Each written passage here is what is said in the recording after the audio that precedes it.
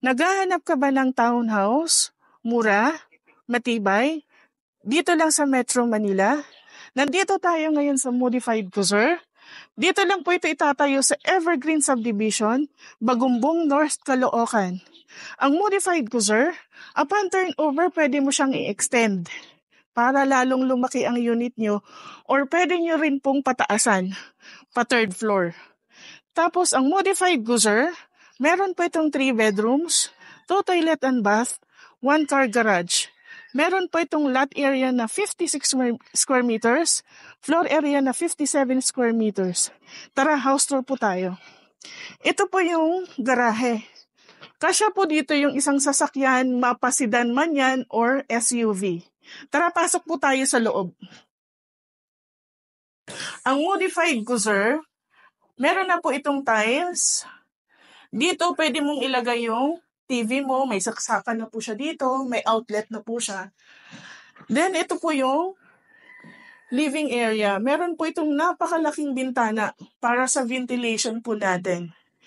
Ito po yung dining area.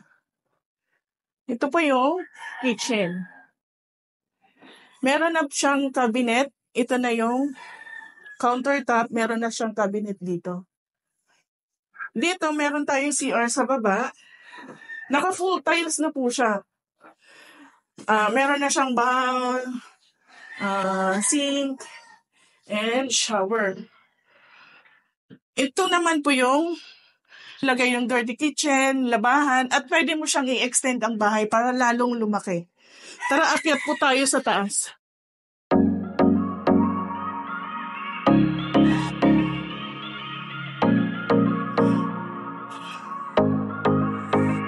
Dito sa taas, meron tayong 3 bedrooms. Ito yung room number 1.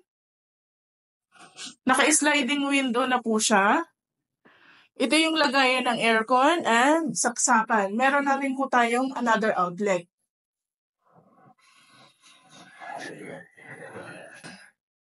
Dito tayo sa room number 2.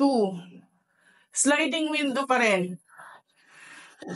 Meron siyang lagay ng aircon, saksakan, and another outlet.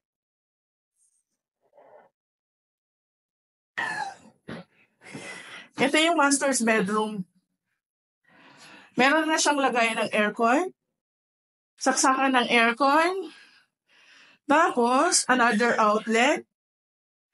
Meron siyang napakalaking sliding window. Tapos dito, may ilalagay po tayo ditong isang CR sa master's bedroom.